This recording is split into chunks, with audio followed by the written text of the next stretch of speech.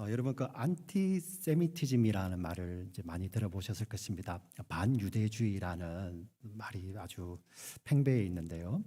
사실 이 기원을 정확하게 우리가 어딘지는 모르지만 예루살렘 AD 70년에 예루살렘이 멸망한 후에 유대인들이 이제 전체 세계로 흩어져 가서 살게 되는데요. 그들이 가는 곳곳마다 이제 그곳에서 어떻게 처음에는 자기들이 이제 신앙을 지키기 위해서 이렇게 모여 살았겠지만 그게 어떻게 보면 굉장히 인종 간의 이제 장벽을 세우는 것으로 이렇게 이루어지게 됩니다. 자, 그러다 보니까 역사 가운데서 많은 반유대주의 일들이 많이 있었죠. 우리 역사에 많이 있습니다. 사실 하나님은 절대 유대인들을 특별하게 유대인들의 피를 위해서 부르신 게 절대 아니셨거든요. 하나님께서는 아브라함을 통해서 말씀하실 때 너로 말미암아 천하 만민이 복을 받을 것이고 너의 후손으로 말미암아 천하 만민이 복을 받을 것이다. 그래서 정말 하나님의 그 약속이 있죠. 그 약속 안에 있는 사람들을 통해서 천하 만민이 복을 받는 하나님 나라를 꿈꾸고 하나님 아브라함을 부르셨어요. 그런데 유대인들은 아브라함, 이삭, 그 야곱 그 밑으로 나는 혈통적인 자녀들만을 유대인으로 정의를 하고 그 외에는 다 배척을 해버립니다. 사실 성경적으로 맞지 않죠. 우리 사도 바울이 복음서에서 계속 강조하는 것이 그의 서신에서 계속 강조하는 것이 그들이 유대인이 아니라 믿음이 있는 예수를 믿는 너희들이 정말로 아브라함의 자손이다라고 계속해서 강조해서 쓰고 있습니다.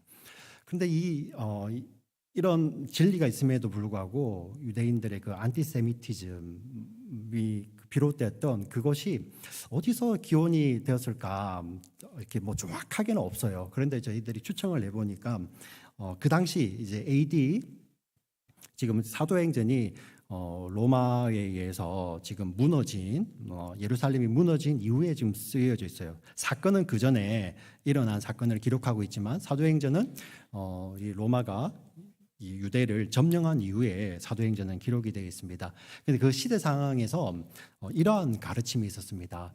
유대인들이 랍비에게 이렇게 질문을 하죠. 하나님은 우리만 선민인데, 우리만 하나님의 백성인데, 하나님은 지으실 때 처음부터 하나님의 백성인 우리만 지으시면 되지 유대인들만 왜 이방인은 왜 지으셨습니까? 그게 굉장히 궁금한 거예요. 유대인 가정에 자란 우리 젊은 청년이.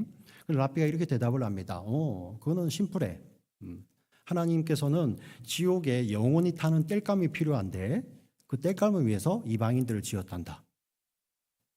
including me, 저도 포함이 되는 거죠. 네. 자, 그러한 생각을 가지고 세상을 대하니 어느 누가 유대인들을 좋아하겠습니까? 제가 말씀드렸지만 하나님은 절대 그렇게 지으신 것이 아니었습니다.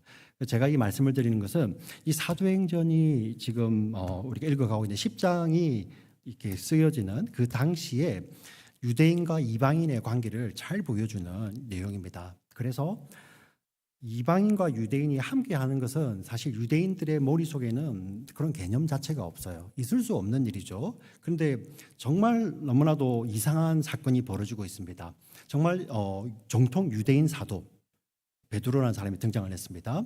그리고 정말 이방인 중에 이방인, 로마 출신이고 로마 정예부대, 이탈리아 부대의 백부장인 고넬료라는 사람의 두 사람의 만남이 기록되고 있습니다. 특별히 우리가 표면적으로 아는 것은 베드로가 믿었던 예수 그리스도, 나사렛 예수가 있잖아요. 그죠? 그 예수님이 어떻게 죽으셨습니까?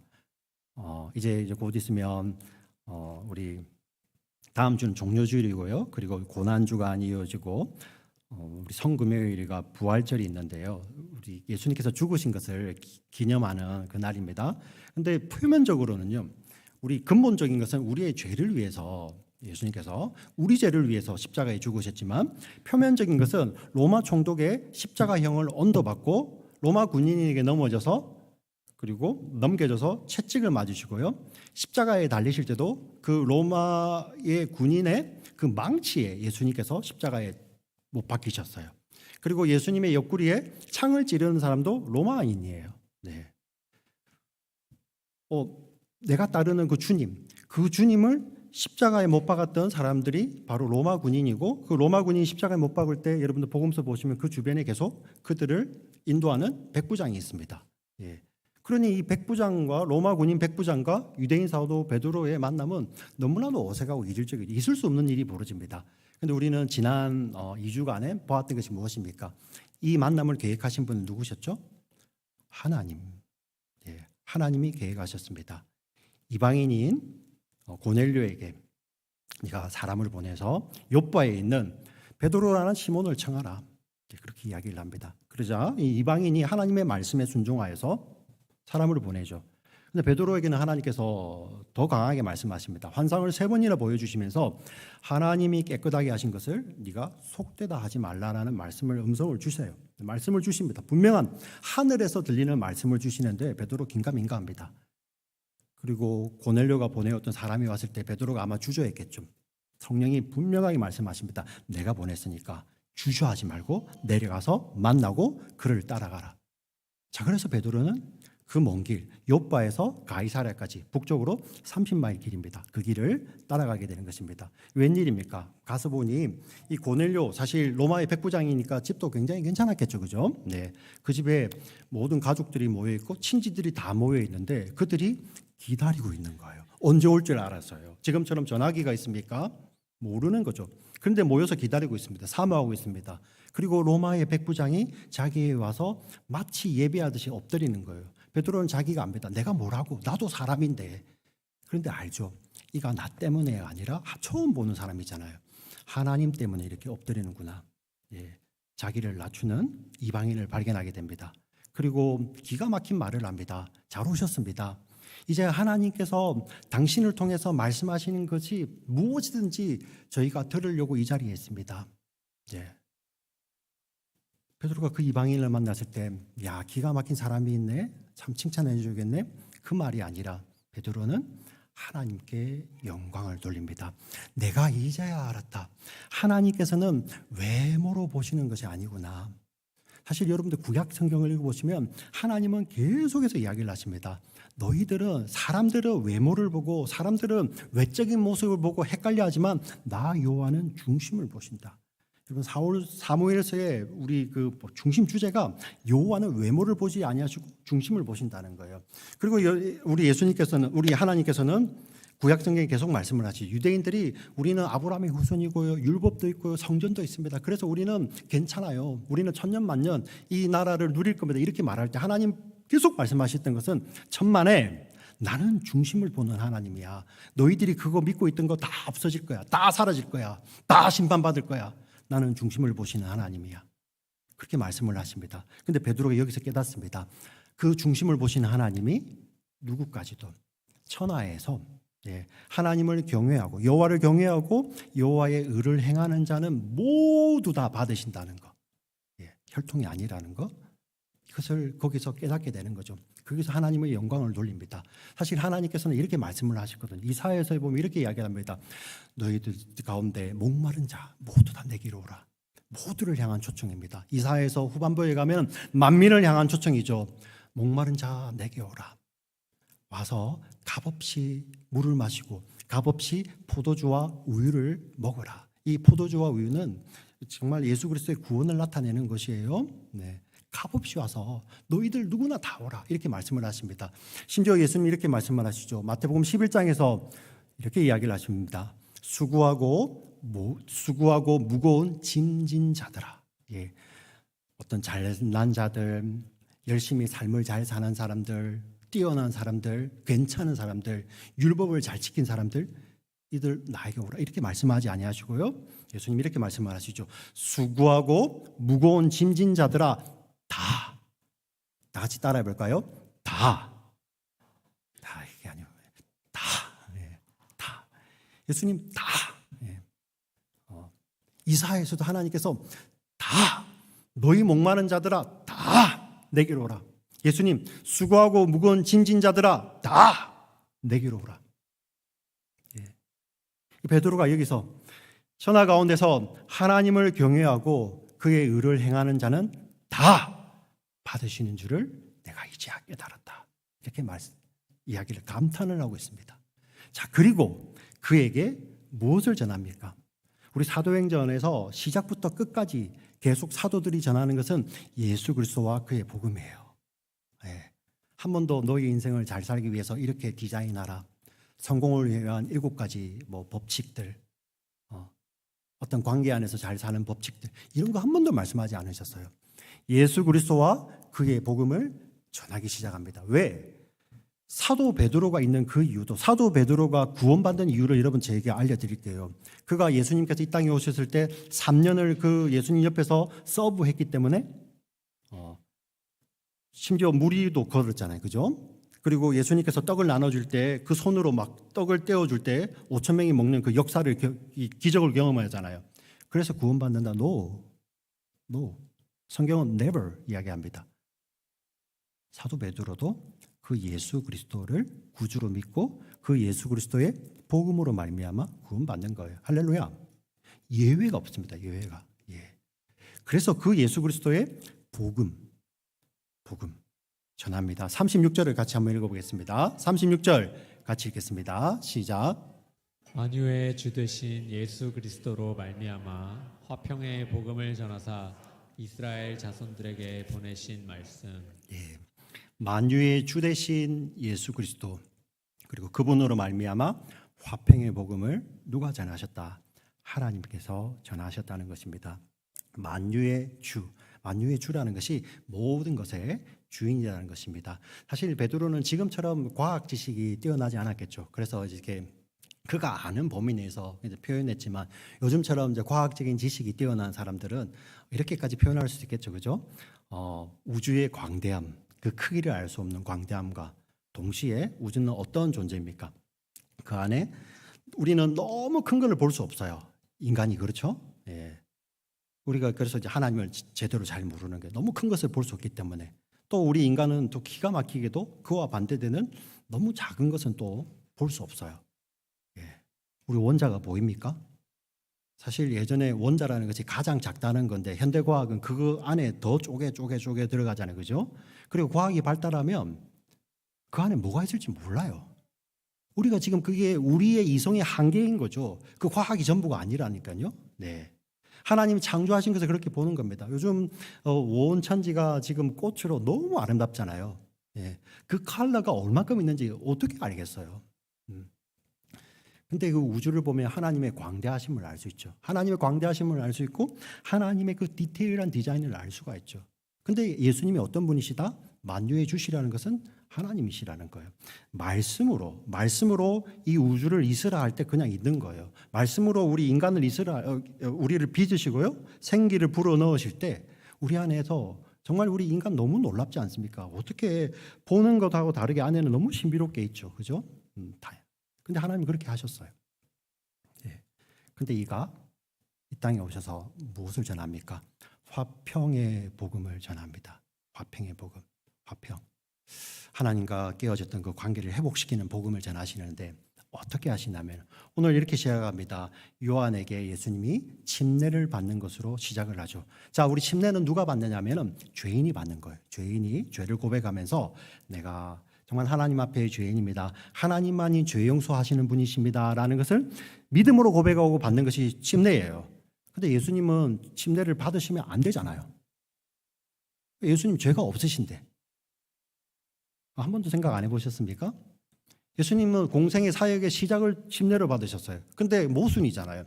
침례는 죄 있는 자가 받는 것인데 예수님은 죄가 없으셨어요. 근데 왜 받으십니까?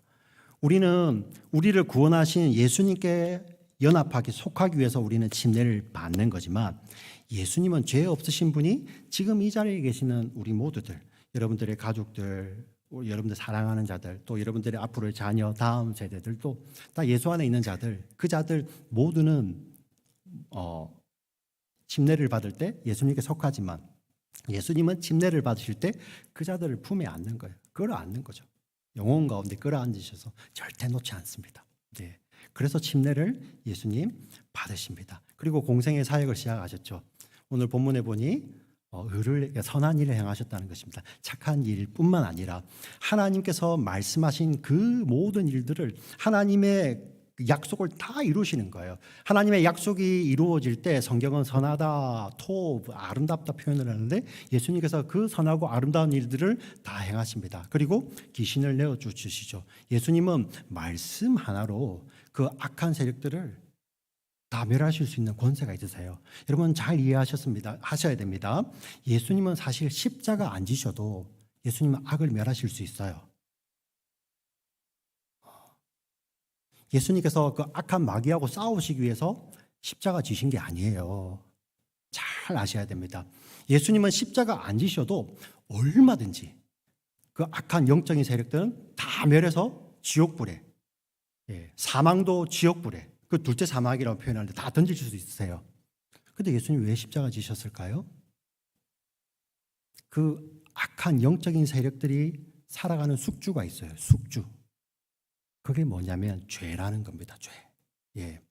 근데 그 죄가 어디에 기생하냐면은 여기에 널브러져 있는 것이 아니라 우리 안에 있는 거, 우리 내면 안에 영적으로. 예. 그래서 여러분, 이 죄를 심판해 버리시면 우리 다 죽는 거예요. 영벌이라고 표현합니다.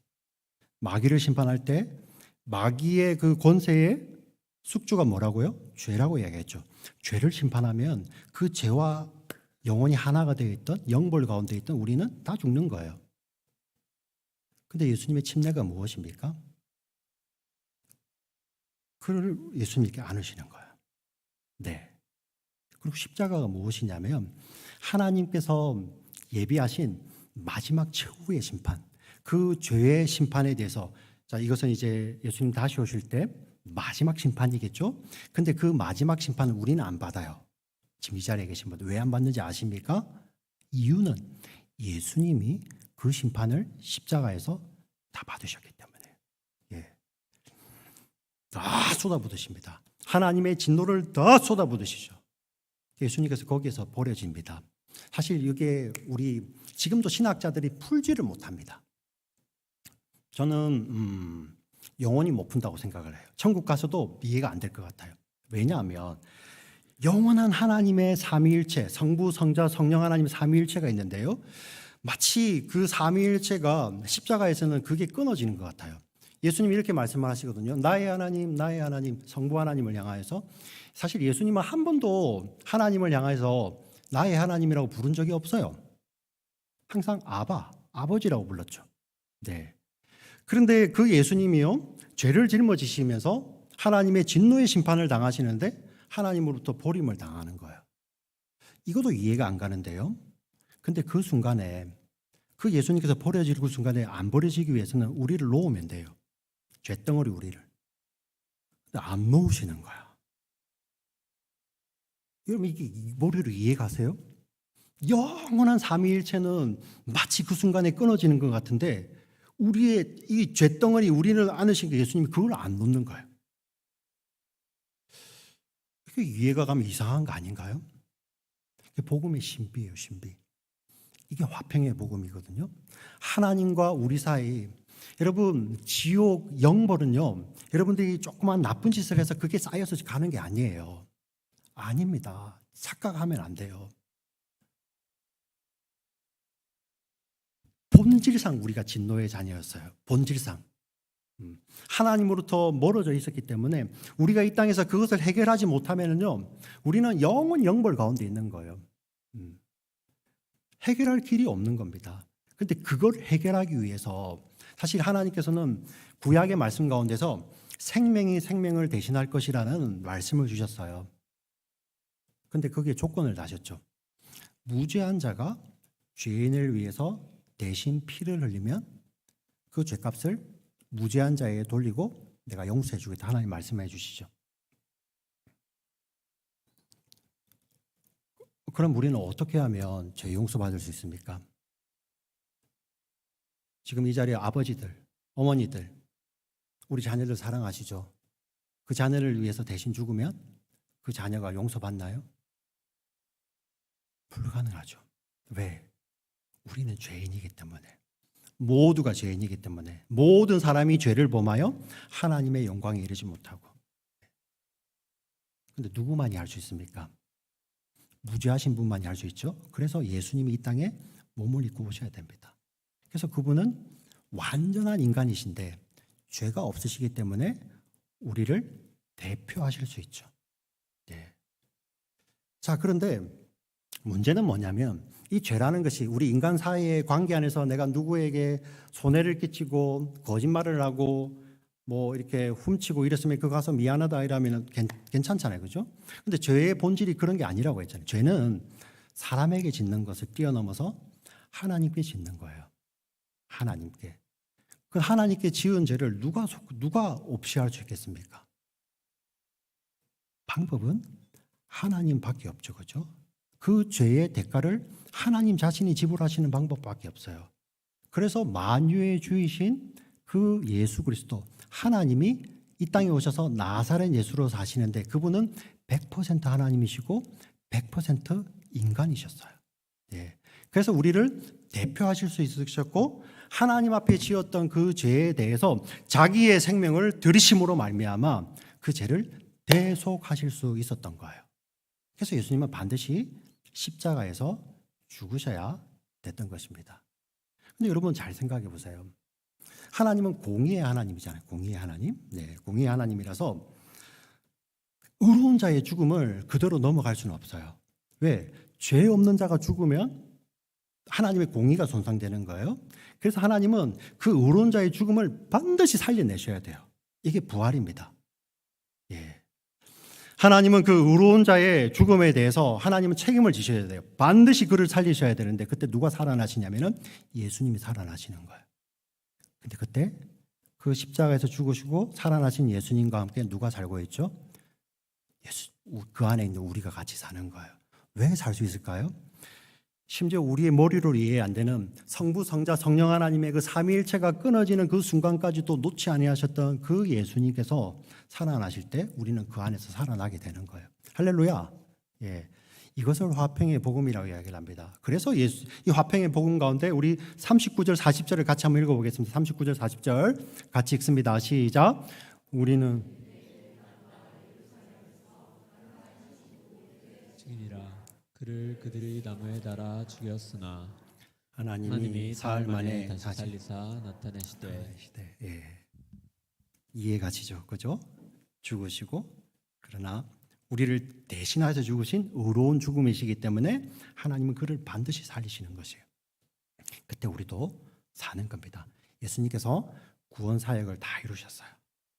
여러분 만유의 주제 모든 것을 말씀 하나로 창조하셨던 그 하나님께서 우리를 구원하시는 데는 자기의 생명을 거셨어요. 여러분 이게 이해가 가십니까? 네. 우리가 그런 존재라는 거예요.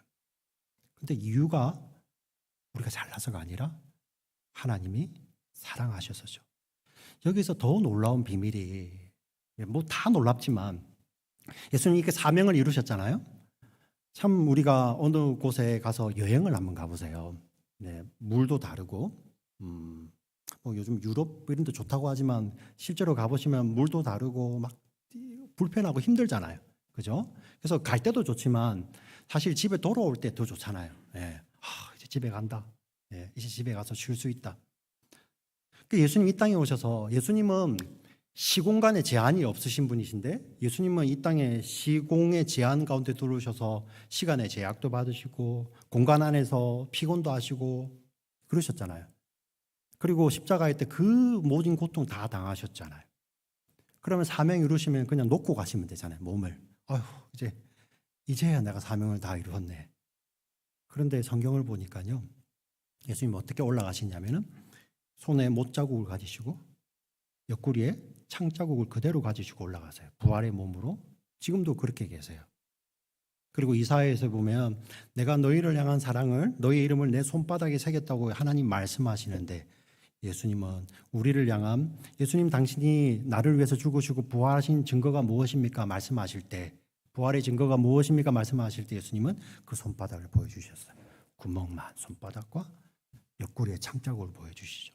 그리고 지금도 가지고 계시면서 우리의 연약함을 아시고 우리를 위해 중보하시며 그리고 우리가 만날 때 다시 만나게 될 때 우리는 영원한 부활의 몸을 입게 되고 그때는 아픔도 없는 거예요. 질병도 없는 거예요. 고통도 없는 거예요. 그 예수님과 함께 영혼을 보내게 되는 거죠. 네. 이것이 화평의 복음입니다. 예수님은 이 일을 위해서 오셨습니다. 왜 이렇게 하셨을까요? 이 화평을 복음을 통해서 예수님은 무엇을 확증하셨죠? 하나님의 사랑을 확증하셨어요. 우리가 아직 죄인 되었을 때 그리스도께서 우리를 위하여 죽으심으로 하나님께서 우리를 향한 자기의 사랑을 확증하셨느니라. 이 로마서 5장 8절의 말씀입니다. 이 화평의 복음은 우리를 향한 하나님의 사랑을 확증하셨습니다. 그런데 오늘 본문에 보면 이 하나님의 사랑의 확증뿐만 아니라 하나님의 공의의 확증도 이제 이 복음에 이어지고 있습니다. 42절 말씀을 같이 한번 읽어보겠습니다. 42절 같이 읽겠습니다. 시작. 우리에게 명하사 백성에게 전도하되 하나님이 살아있는 자와 죽은 자의 재판장으로 정하신 자가 곧 이 사람인 것을 증언하게 하셨고, 자, 하나님께서 살아있는 자와 산자와 죽은 자의 재판장으로 정하신 자가 곧 이 사람, 나사렛 예수, 부활하신 만유의 주제 예수 그리스도이심을 이야기합니다.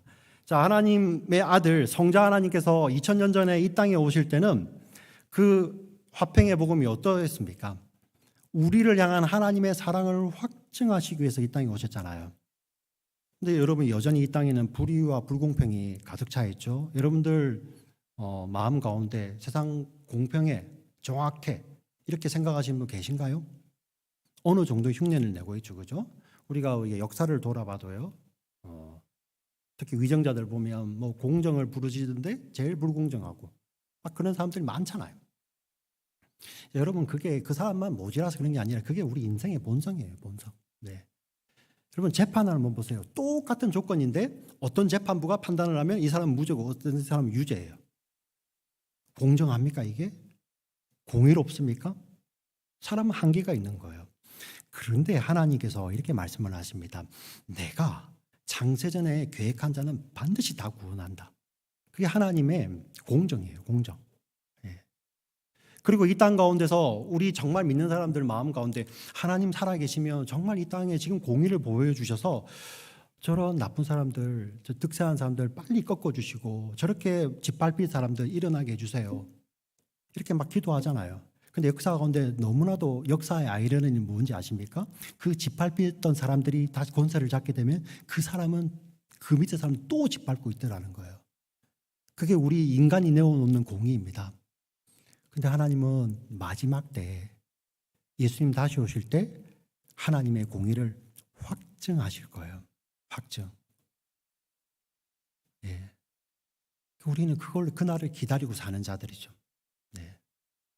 아마 오늘 이 자리에 오신다면, 예수님 이 자리에 오시면 하나님의 공의가 확증될 때 우리는 뭐 어떻게 설지는 모르겠지만, 또 예수님 오시기 전에 개인적으로 하나님 만나는 사람들 있잖아요, 그죠? 누가 뭐 나는 전혀 그럴 일 없어요. 우리가 살면서 그게 안 된다는 거 너무나도 잘 알잖아요. 네. 오늘을 누가 자신할 수 있습니까? 근데 예수님께서 우리는 그 하나님 만날 때 그 앞에서 산자와 죽은 자를 심판하시는 재판장이 되시는데, 그때 하나님의 완전한 공의를 확증하시는 거예요. 지금 이 자리에서는 우리의 인간의 이성으로, 우리의 시선으로 이해할 수 없는 일이 일어나도 하나님의 공의가 지금 쌓이고 있는 것이죠. 우리는 그걸 신뢰하는 것입니다. 그러니까 믿음의 사람들은 이 순서가 너무나도 중요합니다. 하나님의 사랑의 확증으로 말미암아 우리가 이제 하나님의 그 사랑의 확증을 받은 그 자들이 하나님의 공의의 확증의 그 자리에서 우리는 영원한 영생의 자리로 가는 거죠. 그런데 이게 바뀌면 안 돼요. 지금 이제 처음 예수님 믿으신 분들은 이 은혜가 너무 좋은데요. 이제 예수님 오래 믿다 보면은 이게 자꾸만 바뀌어요. 네. 삶 속에서. 네. 1만 달란트 비유가 있습니다. 1만 달란트는 한 달란트는 6천 데나리온이에요. 하루 품삯이 한 데나리온인데 이게 6천입니다. 6천일을 일해야 되는 거죠. 한 20년 됩니다. 1만이면 한 사람이 20만 년을 일해야 되는 거죠. 20만 년. 이게 말이 안 되는 거죠. 네. 이것을 주인이 깎아줍니다. 용서, 말할 수 없는 은혜를 받았어요. 근데 그 은혜를 받은 자가 나오면서 은혜로 사는 것이 아니라 자기에게 500데나리온 빚진 자를 감옥에다 쳐넣습니다. 네, 공의를 실천하죠. 너는 이래도 싸. 근데 우리 그리스도인들이 이러고 살아요. 말할 수 없는 은혜를 받았는데 그 은혜는 온데간데 없고 공의만 찾고 있죠. 우리 그리스도인들은 어떤 자들이냐면 은혜로 살다가 하나님의 공의로운 심판 앞에 그걸 맡겨드리는 자들이에요. 할렐루야. 네. 이게 사실 말은 쉽지만 여러분들의 삶의 자리에서 이런 일들이 팍팍 부딪힐 때 그때마다 넘어지잖아요. 아니어야 되는데 내가 믿음의 사람으로서 이게 참아야 되는데 잘 안 참아지죠.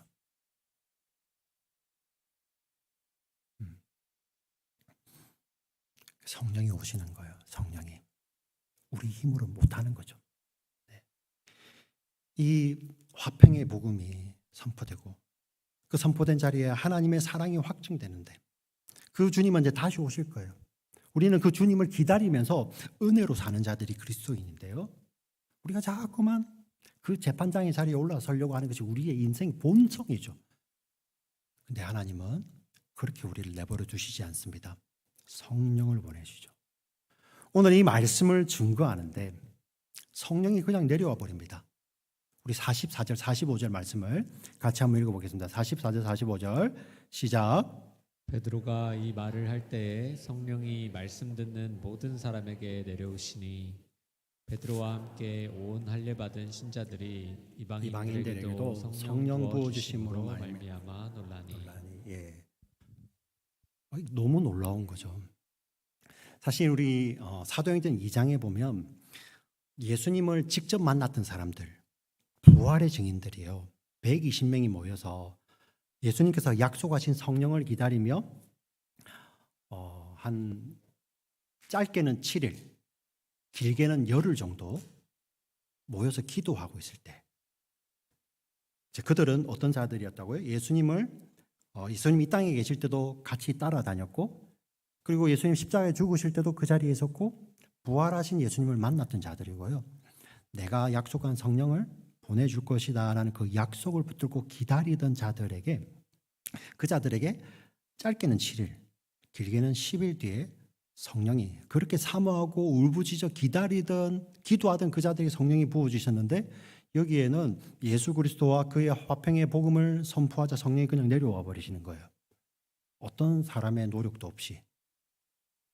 그런데 오늘 본문에 보니 46절 보여주세요. 46절 이는 방언을 말하며 하나님 높임을 들음이러라. 짧게 1절에 기록되어 있지만 2장에 나타났던 모습을 그대로 묘사하고 있습니다. 2장에는 디아스포라 유대인들 15개국 나라에서 온 사람들이 저 사람들은 갈릴리 어부들이고 학문 없는 범인들인데 저들이 막 이야기를 하는데 우리말로 하고 있어요. 외국어가 다 열려 있는 거예요. 그런데 그들이 말하는 것이 한 가지였죠. 하나님을 막 높이고 있습니다. 모든 언어의 장벽들이 다 사라지고 있죠. 하나님께서 그렇게 하고 계시는 거예요. 그런데 그 일이 지금 이방인들이 있는 곳에서 그대로 이루어지고 있는 거예요. 장벽이 다 무는 하나님께서 그 장벽을 그 형제와 형제 사이에 이웃 사이에 있던 장벽을 다 걷어내시고 그들이 한 목소리로 하나님을 높이고 있는 거죠. 근데 그들이 뭘 했습니까? 성령이 그냥 내려오시는 거죠. 여러분 굉장히 모순적이지 않습니까? 그래서 어떤 사람들은 성령을 구해야 된다고 이렇게 말씀을 하시는데 또 어떤 사람들은 성령은 그냥 선물이야. 근데 성경은 두 가지를 다 이야기하고 있습니다. 이 모순이 왜 발생을 하냐면 여러분들 이런 거 있죠. 성령님 언제 오십니까? 우리가 예수님을 구주로 믿을 때 그리고 예수님께서 그 믿는 자들에게 죄 용서하실 때 성령이 내려오신다고 말씀을 하십니다. 사도행전 2장이 그렇게 나와 있죠. 사도들이 그렇게 이야기하지 않습니까? 너희가 회개하고 예수를 믿어 죄 사함을 받으라. 그리하면 하나님께서 너희에게 약속하신 뭐를 부어주신다? 성령을 부어주실 것이다. 사도행전 2장은 그렇게 말씀을 하고 있어요. 우리 서신서에 가면 그런 내용들이 주류를 이루고 있습니다. 또 한 주류가 있어요. 오늘 10장에 나타난 것처럼 구하지도 않았는데 성령이 막 내려오시는 거예요. 여러분들 고린도전서 12장 3절에 보면 이렇게 나와 있어요. 너희가 성령이 아니면 예수를 주시라고 고백할 수 없다라고 말씀을 하십니다. 자, 앞서에서는 우리가 예수를 주라고 고백을 하며 죄 용서를 받을 때 하나님께서 성령을 보내주시는데 또 다른 한편에서는 너희가 성령이 아니고서는 예수를 주라고 고백할 수 없다라고 하나님 분명히 말씀을 하세요. 이 모순이 왜 발생을 합니까? 왜 그런지 아세요? 우리 인간은 스스로 이 구원을 이룰 수가 없어요. 하나님께서 말도 안 되는 여러분 아까 말씀드렸잖아요. 계속 풀리지 않는 모순. 삼위일체는 끊어지는데 그 성자 하나님이 죄인인 우리를 붙들고, 여러분 이걸 머리로 한번 이해가 가능하세요? 여기 아빠 엄마들, 엄마하고 우리 자녀들 예배 드리고 있는데 내가 저 사람을 구하기 위해서 우리 자녀를 버린다고요? 이치에 맞습니까? 이게 모순인 거죠, 모순.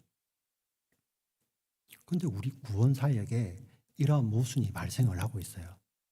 It happened. 그대로 이루어지고 있죠.